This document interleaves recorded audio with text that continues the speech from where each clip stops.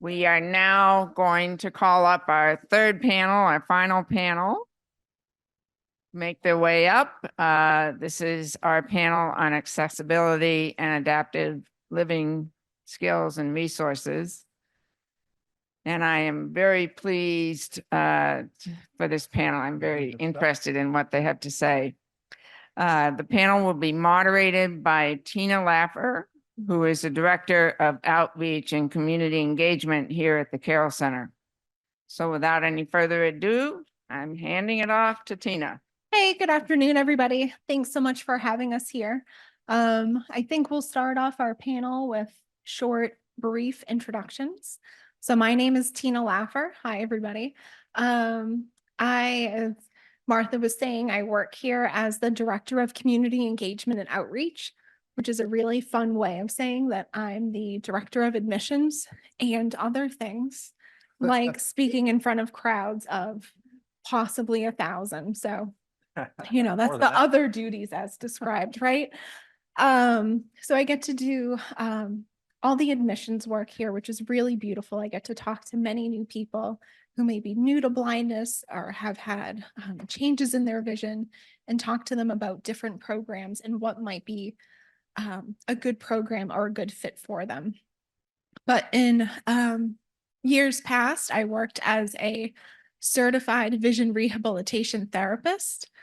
And I worked here as a personal management instructor, teaching things like independent living skills, cooking, cleaning, laundry, how do you shave, how do you diaper your child, roll a cigarette, or other duties as described. You name it, I've taught it. And it's a beautiful, beautiful, it's just a really beautiful field. And I'm really, really glad that I had that experience and that I get to continue working here with my family at the Carroll Center. So I'm going to pass it over to Bob. Bob, why don't you introduce yourself, sir? Sure. I'm Bob McGilvery. I'm the Director of Low Vision Services here at the Carroll Center. And I began my career as a research engineer at the Carroll Center right out of college many decades ago. And in 1974, Dr. Gerald Friedman and I started a low vision service here that included low vision training, low vision examinations, and assessments. And since that time, we've developed a robust low vision service dealing mostly with increasing functional vision in people, helping them be able to enhance their lifestyles and their abilities. So right now, the Carroll Center's low vision programs consists of three major components.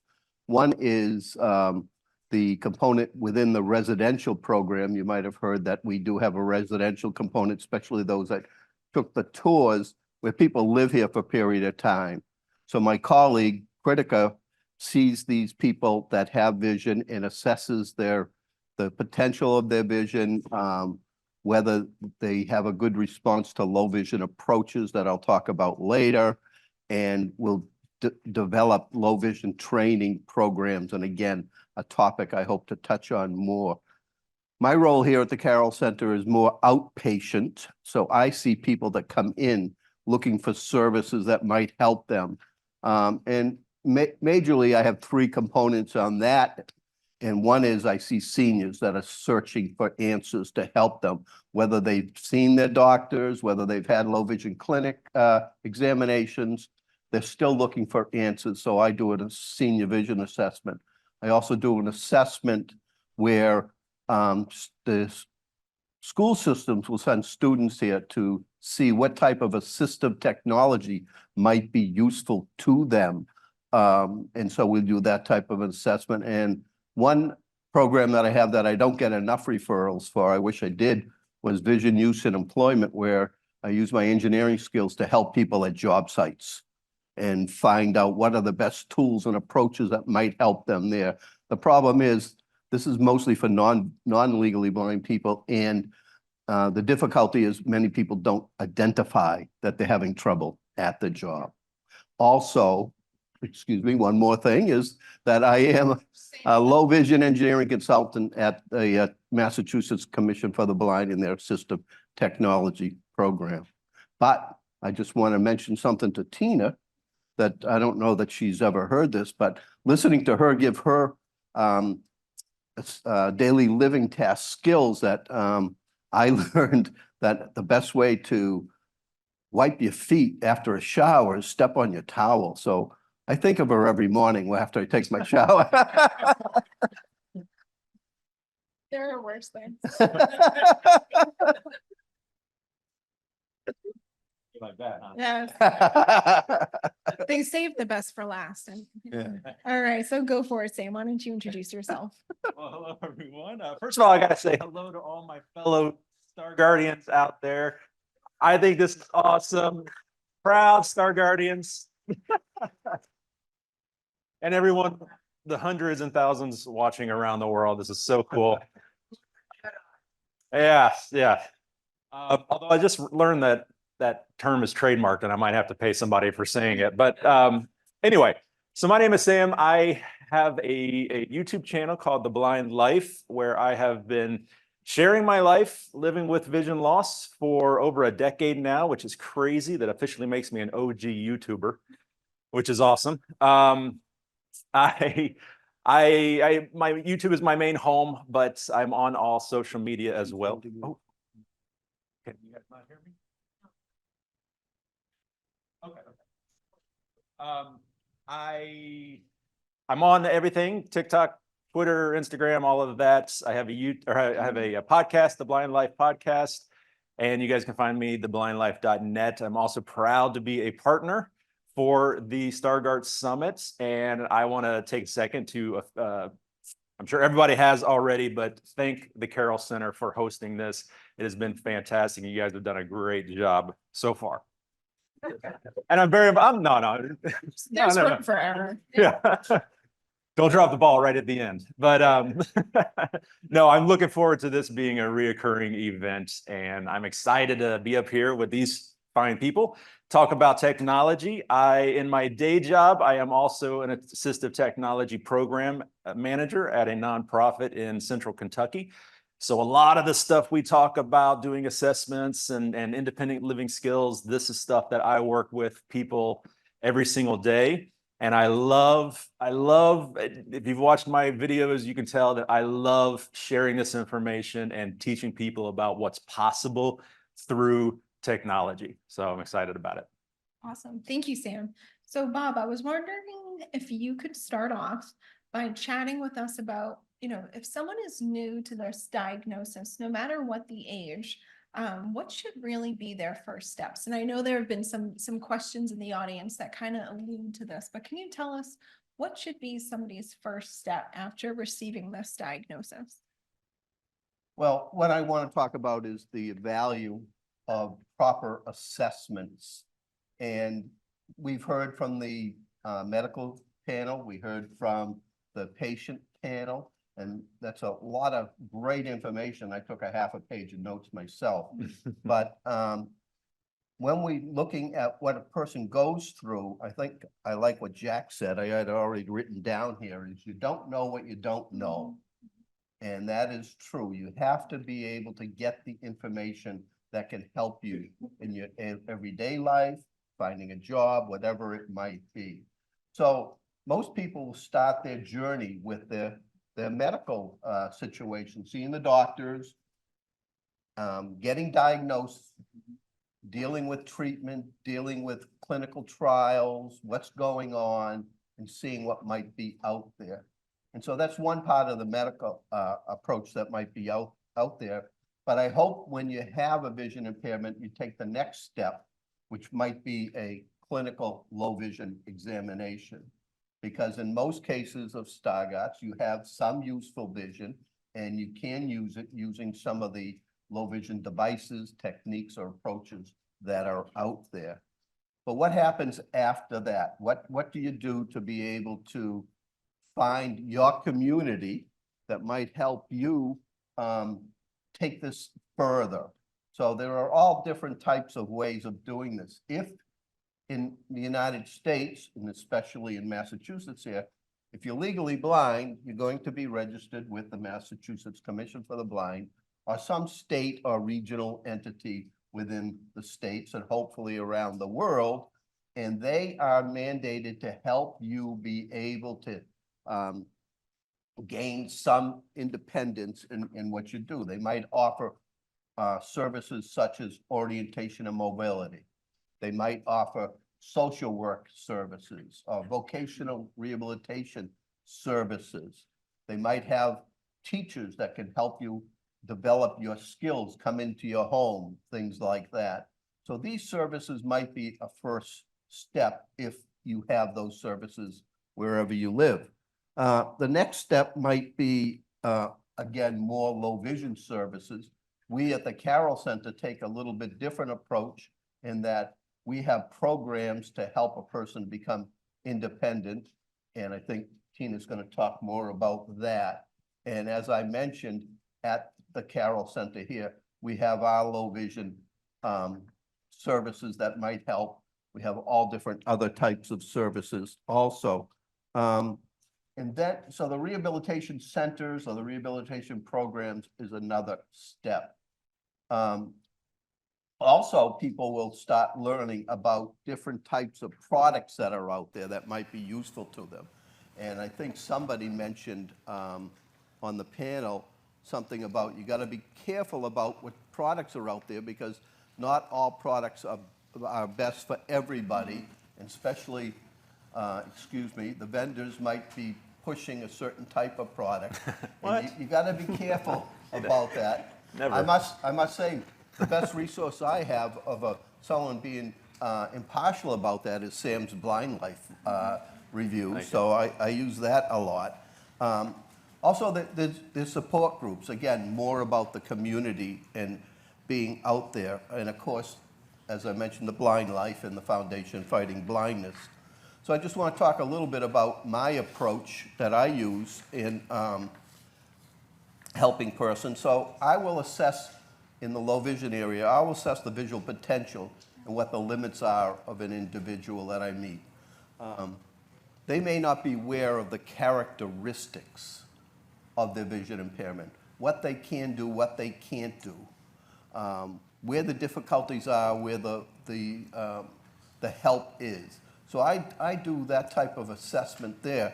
And then I will assess their response to various low vision approaches that I'll talk about in a minute. And these low vision approaches have to be task specific. I need to know what you want to do because many of the approaches, the devices, the techniques are dependent on the tasks you want to do. If you want to be a drill press operator, it's going to be different than if you want to work on a computer, and it's going to be different if you're going to work at a vending stand where you're selling food products to people. That's what I'm doing tomorrow. So determining the goals is very important. And then looking at what are the best tools to help a person be able to accomplish the tasks that they want to accomplish. And just because you find something doesn't mean it's going to work. You might have to have a trial experience with some of these types of devices like we do here at the Carroll Center. So in consideration of the different tasks, I break down my service into a number of different areas. First of all, I'll look at tasks for near, reading, up close. I'll look at the most difficult task, arm's length, reading music or looking at different things that are arm's length, and then distance tasks. Reading a street sign, a store sign, how much a Big Mac costs now in McDonald's, that type of thing. But I will break these down, as I mentioned, into three components. Spot viewing. Spot viewing is just getting information quick. You need to read a label, a phone number, a price. You're not doing a lot of different types of reading. Short term, as in reading, instructions, directions, those types of things where maybe a few sentences at a time. And then extended reading, books, magazines, newspapers, that type. All these might require different types of devices or approaches, and we need to be aware of that. And again, the devices will depend on the tasks, and you might have to have multiple tasks for many different activities. But the one thing you're going to have to learn, and I'll talk about that in a little bit, is adapting to these new ways of doing things. So Bob, what could be some good low vision adaptations that could help a person really increase their visual functioning? What are some adaptations that you've done in the past or suggested in the past? Okay, so I'm going to talk about the general approaches to low vision devices and techniques. And I think many of you are already aware of this, but we look at these and break them down so that we know what we're doing. The one thing that I think you all know that have vision impairment is magnification. If we make the image bigger, you might see it better. Not sharper, not clearer, but better. And of course, there's a number of different ways of magnifying. I think everyone in this room probably knows that if you pick up your smartphone, you can zoom in and you magnify, and it's a nice, simple way of doing things. There's optical magnifiers. There's things like large print books and magazines and things like that. And then, of course, there's the assistive technology, the video magnifiers that come in multiple different formats and models that can be simple and can be sophisticated, such as even having the ability to read text out loud to you. So magnification is one principle. Another principle is controlling the lighting and reducing glare. Lighting is a huge factor, and many people don't know how important it can be. So you need to be able to you have the proper light at the proper angle, the proper color, the proper positioning, and you have to reduce light that's entering your eyes directly. And I don't know if Sam's experienced it, but I am. That projector up there is a bright light right in the middle of my eyes that caused me to look away. So that's a glare that I would want to control. And so you control glares with filters and repositioning, things like that. Another approach that's important is enhancing contrast. You want to have what you want to see stand out from its background.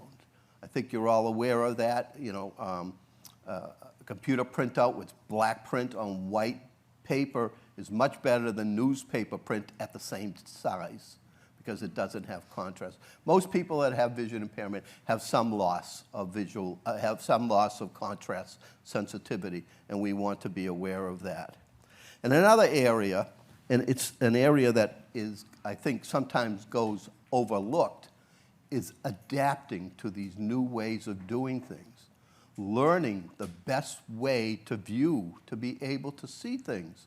If you have Stargardts, you may know that it might serve you best to look away from what you want to see it. If you have RP, you have to learn better scanning techniques. So a person has to learn to adapt to these viewing skills. Also, they'll have to adapt to the use of new products in new ways, such as magnifiers holding things up close and being able to read that way, and which way do you hold the magnifier. And of course, there's non-visual things that can help. Your smartphone that might talk, these types of things, but we'll go into that a little later. Sorry. No, you're great. Okay. Thanks so much, Bob. So I guess I'll pick up there because you just started to kind of chat a little bit, Bob, about non-visual techniques and just other techniques in general. And so we're here to talk about accessibility, but also adaptive living as well. And so really you got three pretty cool people up here, but we also kind of represent three of kind of the core components of what might be a comprehensive training program, right? So very often, you know, a person may be struggling with that label of being visually impaired. Are they ready to identify as being legally blind? And so there are clinical trials. We've heard amazing stories today about different breakthroughs, but there's also that time period of what do I do while I'm waiting? What now? What can I do right now to help me gain employment, live more independently, walk into a restaurant with confidence, talk to my peers, and really engage in my community? And so that's where attending a program that is comprehensive in nature, that looks at orientation and mobility, daily living skills, technology, accessibility, low vision, orientation and mobility can help set a person up for success during that interim time. And so I am, of course, partial to daily living skills because that is what I taught for 10 years. I absolutely love it. I think it's super fun. One of my most favorite tools would be a tray. Does anybody here own a tray at home? Yeah, all right, I see some hands. How many of you heard my tray story before? All the people that raised their hands before? Yeah, all right. So that must mean that it's a good story, okay? What's a tray? Like a cafeteria tray. Like you go to McDonald's. No, I'm here to talk about low tech, baby. Low tech all the way, right? Because so often, right? We're about to hear from Sam the man, who's going to talk about so many, right? You go by that. Yeah. All these high tech devices. But what if you want a low tech solution today? Who wants a solution today to go home and measure your spices with confidence? Right? Roll that cigarette without making a huge mess. Change your hearing aid batteries without them rolling off the table and going, I don't know where it is. Right? So that's where a cafeteria tray comes in. If you were to work over a tray, you can do a lot of different things. Bob just brought up contrast. Maybe you have white countertops at home. So you're not going to get a white tray, you're going to get a black tray, right? Or a dark colored tray. And if you measure your spices over that tray and you make a mess, who cares? Guess what? You pick up that tray, your whole area is clean again. You're counting out your meds and you miss one, guess what? It's not lost forever because you know what? It's on your tray. You were painting your nails and you made a mess, that's okay. Hopefully it wasn't expensive nail polish. You're just going to rinse that tray off and probably not use it for food, but you contained that mess. A tray is a wonderful, easy tool that you can put into practice today that will allow you to work with confidence in that one space. And what I love about it is that it's not blindness specific. Anybody could have a tray at home. It's just a smart thing to do, right? This isn't rocket science. I'm not a medical doctor. I'm not a PhD. But I really like trays. Can I add one to that? Yeah. Putting a cutting board. I'm getting Okay, there. I'm sorry. I'm sorry. Sam the man. But I could talk about trays pretty passionately, and I could probably write a dissertation about it because they're so fantastic, right? Like, what a great tool. And it cuts your searching time in half. There's nothing worse than standing at that stove, stirring your pot and going, I don't know where my spoon went. Who wants to search for a spoon? But if you, right, as that happens? If I only had a tray. If I only had a tray, I would know that I put it consistently at the right-hand side of my tray. And with confidence, without bending over, I can sweep my hand to the right and grab that spoon, right? Add a cutting board on top. Now you have a nice, safe area to slice your tomato. You're not going to have a red cutting board. You're going to probably have a nice white cutting board. And guess what? That knife, it's going to face away from you all the time. So you can trail that hand up, and you're not going to touch the knife blade. You're going to touch the handle. Think of the things that you could do today with just a tray. You're welcome. It's my new slogan. You got stock and trays? I got stock and trays, right? Where do you get trays? Where do you get a tray? Anywhere. Steal it. That's exactly right. McDonald's. Go to McDonald's. Right? If you have a cane and you just happen to go to McDonald's, you happen to buy that Big Mac that you used your your magnifier to read, and you tuck it under your arm, I just don't know who would say something. No, they're not to going to you, stop you. right? They're not gonna stop No, they'll let you walk right out. Yeah, and then you can go to Taco Bell and get the purple tray, and then you Collect can the go- whole set. Collect the whole set, right? Or you can go on Amazon and do the right thing. But I love trays. But this is part of what the rehabilitation process is all about, right? There's high tech, there's low tech, there's medical. It's social, and it's all about solving these, quote, bumps in the road that happen throughout your day where you go, like our friend earlier said, like, I just don't want to get out of bed in the morning. Maybe a tray could be a really good first start. That tray could help you start your day.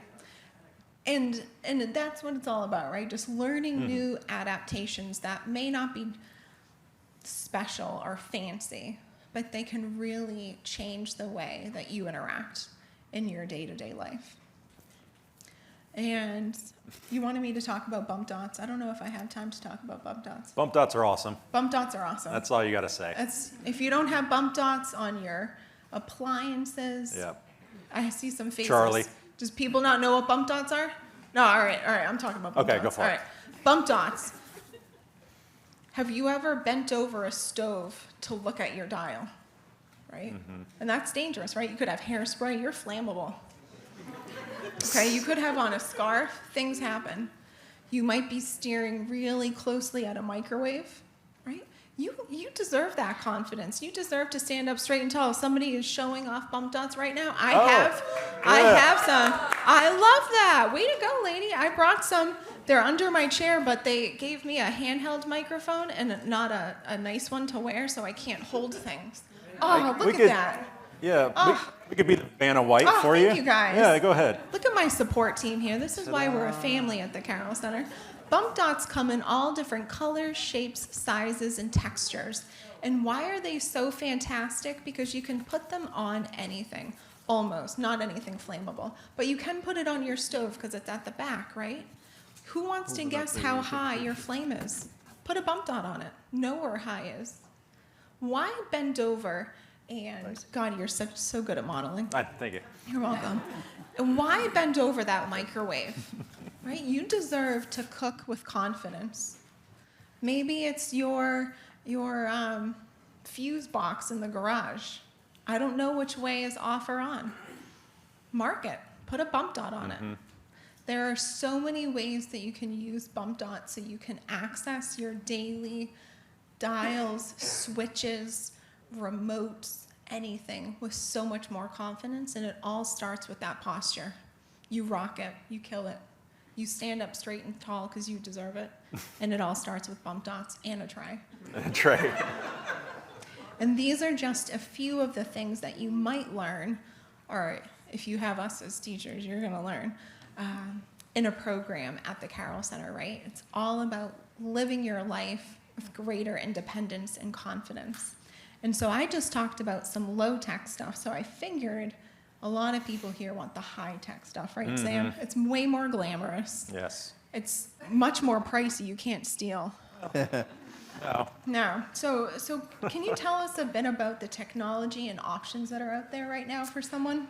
Yeah, so it's funny because the things that we have available now in the high-tech world still follow those same principles we're talking about here already. You know, visual enhancements, magnification, contrast enhancements, tactile enhancements like bump dots, auditory enhancements like text-to-speech, things like that. So I tell people all the time, when you think about those three pillars of accessibility, they can solve pretty much any frustrations you run into. But I'm not going to go too much into it because I really want to open it up to you guys if you have questions. But assistive technology right now, we are living in the best time in history to have vision loss because we have so much amazing technology. I talk about how technology is the bridge between the unsighted and the sighted. It levels the playing field for a lot of us, and it doesn't have to be complicated. And it just takes some training, some determination. We have amazing text-to-speech has kind of come along a lot in the last couple of years. OCR, optical character recognition. We have a ton of devices that will utilize that. OrCam is probably one of the most popular. It's one of my favorites. I think it works fantastically. If you're not familiar with what this is, this concept, it's essentially taking a picture of printed text like our beautiful projector up here, and it reads it out loud to you. There's a lot of devices out there, OrCam, InVision glasses that will do this, and they are very pricey, yes, but there are some free alternatives through the use of apps, smartphone apps. I talk about smartphones being the best tools we have right now because they do so many things really, really well. So many things that enhance our lives and can help us out. They don't do any one thing perfectly, but they do a lot of things really well. And it doesn't have to break the bank. And now I'm going to go out on a limb here. I'm going to alienate some people right at the beginning. I love it. I ruffle some feathers. There is no perfect system for the blind community. Apple, Android, Windows, none of it. You'll hear people say Apple's the best, it's got the best accessibility. Windows is the best. No. They are, I know. They do some things really well and some things not so well. They all have their pros and cons. I tell people all the time, whatever system you get, you're gonna be successful in that with some proper training. They all have great accessibility. They all have basically the same accessibility. Some do things better, some do others, yada, yada, yada. But you're gonna be successful. I tell people we should be looking at other criteria when trying to make that decision. Budget is number one in my book. If you can't afford a $1,500, Samsung Galaxy S whatever, it doesn't matter how good it is. You can't afford it. So let's look at another option. And then whatever ecosystem you're already currently in, if you're already a Mac user and you have an iPad, then iPhone's probably the better option for you because it's all going to work well together. But we have amazing OCR devices. We have amazing video magnification devices. Bob already talked about some things, desktop video magnifiers, but now we have wearables where you've got a video magnifier strapped to your head and you can zoom in. It does like digital binoculars, I always kind of say. They're fantastic for sporting events, for seeing your kids walk across the stage at a rehearsal or a performance, and they work really well for Stargardts. It's the best thing that's ever worked for me, some of these VR-style headsets. Now, the things like eSight, the things like New Eyes, not so much because they're very centralized screens. We need to utilize our peripherals. So some of these, like the Iris Vision, the Patriot Viewpoint, some of these that use a camera, use a smartphone screen, they can take advantage of the peripheral a lot more. But some amazing stuff coming out, and amazing stuff in the future as well. Thank you so much, Sam. Yeah. I think one of the biggest things that we all hit on here was training. Is that at the end of the day, no matter what it is that you receive, whether it be something high tech or something low tech, making sure that you're accessing that training is really going to help set you up for success. I think it's time for questions. Is that correct? Yeah. I have a question. Bob has a question. Bob, I love it. What can we do for you? We got a sir? microphone up here for Bob. I'm already wired. Okay. So my question is, Sam, we talked about this before, is where do you think artificial intelligence is going within the blindness field? So that's the big buzzword, AI, right? I did a whole video about AI, and if you're unfamiliar, there's a very popular app in the blind community called Be My Eyes. It is a free app, which is awesome. We always love free. It's available for iOS and Android. And its essential function is it connects you with a volunteer somewhere through your phone. That volunteer can see through your camera, and they can help you with whatever task you need. Now, I always caution people, it is just a random stranger somewhere, so maybe not, hey, what does my bank statement say? Do it with some common sense, but it can be very powerful. But they just released, last year, the year before, something like that, a new feature called Be My AI, which I was very publicly stated that I'm not crazy about the name. I think Be My AI, I don't know, it just doesn't work for me. And then the CEO sent me an email about that. But anyway, I was like, no offense, I just don't like it. Later. But it is amazing. The feature is amazing. Essentially, you take a picture of whatever you want, and it utilizes ChatGPT 4, and it analyzes the picture very quickly and provides information about that picture. So you can take a picture of, you know, a news article or something, and it will summarize that article for you. It'll give you the highlights, the talking points. You can ask it questions, follow-up questions. You know, you can take a picture. I could take a picture of this room here in front of me, and it would give me a very detailed description of what's in front of me. And then I can ask questions like, well, how many blonde people do you see in this picture? You know, how many men do you see in this picture? And it will tell you that. It's incredible. And Envision glasses also have this feature. It's called Ask Envision. And the possibilities for the blind and visually impaired community, especially those that are more profoundly visually impaired, just getting that super rich detail and being able to interact with it and ask it questions, I think it's going to be tremendous for us until the robots take over and destroy the world. That's part 4. Yeah, yeah. Any other questions? And please feel free. We are open books. Sam, I have a question about portable devices. I often ask myself, if I just have the 2 pockets in my trousers, or maybe I'm wearing a vest with a couple of pockets, what would be the essential kit that I would like to have that, you know, wouldn't be too big, but would help me with all the situations I'd be likely to encounter as a Stargardt or other central vision loss individual? Yeah, so I always start at magnification. You know, I do assessments like Bob was talking about, and we always start at optical magnification and work our way up from there. I carry around a magnifier. I got my Eschenbach in my pocket at all times, and that solves most of my needs for just spot viewing, like Bob was talking about. For electronic magnification, you know, a little handheld portable CCTV, video magnifier. It's just really, it depends on your specific needs. You know, a lot of those, the screen's just too small for me personally.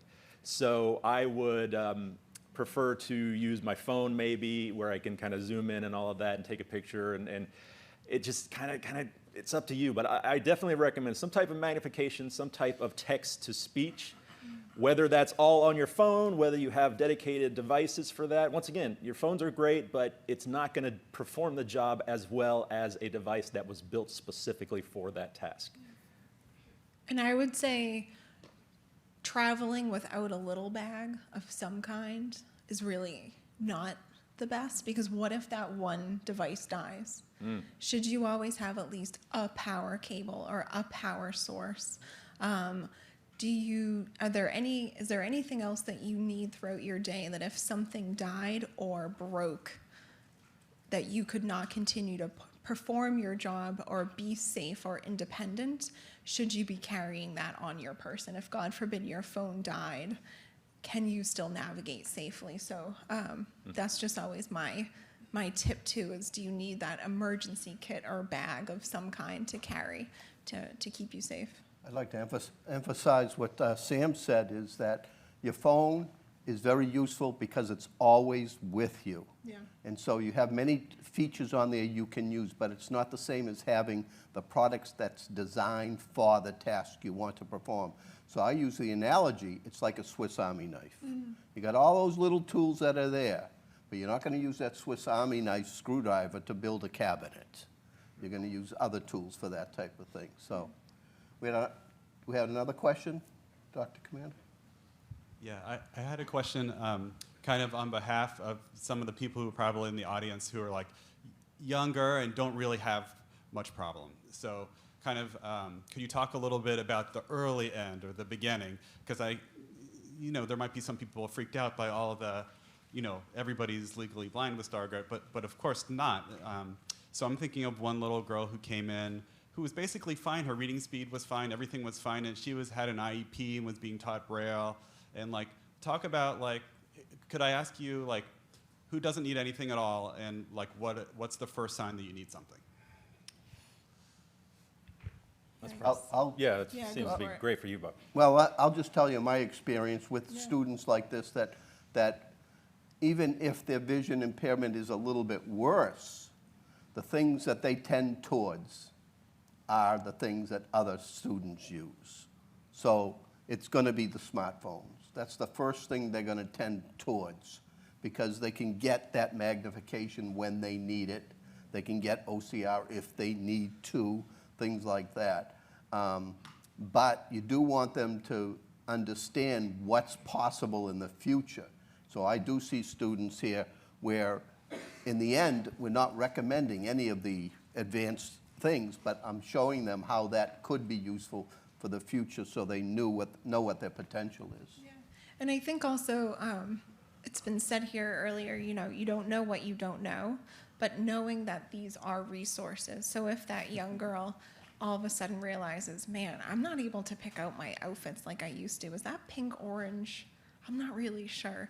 Knowing that there are resources and knowing that that's okay to have that question, and that there are so many solutions out there that aren't always that label of, quote, this is because you're blind, but this is a really nice solution. Or have you tried this adaptation? There are so many creative ways out there to help solve those problems in the interim until more comprehensive, training or interventions are needed. Yeah, I will just agree with that as well. I do that all the time, and I love hearing you guys kind of reaffirm this. It makes me feel like I'm doing the right thing when I'm working with clients. But we talk about that a lot. It's like, I say that all the time, is like, I know you probably don't need this now, but let me show you some accessible prescription options. Because just in case, in the future, you might need this, and it's good to know that these things exist. Have any questions on the? Yeah, I'm actually going to read a question from the online chat. So it says, I have extreme light sensitivity and related migraines. Is there any ways to minimize this sensitivity? Do you want to start, sir? You start. You want me to start? Well, yeah, go ahead. You're the eye Children, doctor. children. You're the eye Somebody doctor. start. So someone with some light sensitivity and migraines, I use a lot of, I'm actually dying with this light in my eye. It's really, really not fun. But I use different lenses. So seeing a low vision therapist can be really helpful to see what different lens color, whether it be plum or beige, brown, green, blue, what filter is going to be best for your vision or for your different struggle. And then also noting the percentage, right? So I use a 30, oh my God, my whole body just like relaxed. Thank you. Strangely enough, it wasn't bothering me. Really? Can we turn that back on, please? And that's why everybody is so different, right? Blindness or adaptations or accommodations are so unique for every different person. And you don't know what everybody's different struggle is, right? We're all so different. But I would encourage somebody with light sensitivity to visit a low vision therapist or eye doctor to talk about different filters, percentages, and it doesn't need to be a prescription lens. It could just be a filtered lens. And just a plug for Plum. I think it's fabulous if you have migraines. Go ahead, Bob. No, Sam. No, I kind of agree. It's for a lot of us, we need more light. So lighting is oftentimes the easiest way to help with low vision, but not for everybody, clearly. My boss has Stargardts, and I walk into her office, and it's like a cave in there. And I'm like, Teresa, are you even in here? Yeah, I'm over here. I'm like, turn some lights on. So identifying what type of lighting doesn't work well for you, because glare from overhead lights and things like that, and working with that. Yeah. And I think knowing what you need and being confident is so important. When you walk into my office, I prefer all the overhead lights to be off. I put on my makeup in the morning in the dark. Don't joke. I don't know what it looks like. No, I'm just kidding. Right? Like I don't. We can tell. I know. That's what I'm waiting for. Yeah. But I I love to work in the dark. It's so helpful for me, and just knowing what you benefit from, no matter what that is, and being confident in your needs and advocating for that is just so, so important. Just one point, it's the light that's entering your eye directly from the light source that is probably going to cause the worst problem. You may look around the Carroll Center and you might see that we use mostly indirect lighting. So that those light sources, except for the projector, are not entering the eye directly. That's the problem with the supermarkets, that's the problem with certain areas and things like that. All right. So we got the cut. We just got the cut. Did we get the cut? We did. It was Can a nice cut, though. Can I point out also, I totally forgot to mention, but I brought a couple of new cane technologies. If anybody wants to see it, they're going to be out at my table outside if anybody wants to learn more about it. Awesome. Thank you, everybody. Oh, Well, I think that's it. oh, we're all set. We timed out. They're getting the hook. Liam, you can come up and ask us. All right. All right, Thanks, you. everybody. Here you go, Martha. Wow. So I just want another round of applause for our outstanding panels today. Absolutely amazing. Thank everyone, all of the panelists coming from all across the country for this incredible event today. Before I explain the rest of the afternoon, I just want to make a couple of comments. One is I also want to thank all of the partners who helped us put this event together: Carroll Center, Foundation Fighting Blindness, Prevent Blindness, and The Blind Life, as well as our sponsor, Alkeus. I encourage all of you to visit the websites of these various organizations. They're very straightforward. Foundation Fighting Blindness is fightingblindness.org. Prevent Blindness, preventblindness.org. The Blind Life, theblindlife.net. And Carroll Center, carroll.org. Pretty easy to remember. There's also a new website that was created by Alkeus, and I'm going to mention that website. It's called Your North Starg, with G on the end, STARG.com, yournorthstarg.com. And Alkeus has created this website to provide specifically for the Stargardt community information, resources, research updates, you name it. It is live now. You can go on it to learn more and also to sign up to get updates. The website will not be fully populated, as I understand it, until early May, but it is up. You can sign up to keep up with its progress. One other thing, as I mentioned before, this event is being recorded and will be recorded right up until 5 o'clock. Also, following this event, we do intend to send out a short survey. We would like to hear from you, not only about this event, but what you most want to see moving forward. What would be most helpful to you as you live your journey? And today is not an ending, it's a beginning. And we would like to just get more information. It would be very helpful for you to get information to us on what would be most helpful to you moving forward, whether it's another event like this or information or whatever it is. Okay. Don't know yet.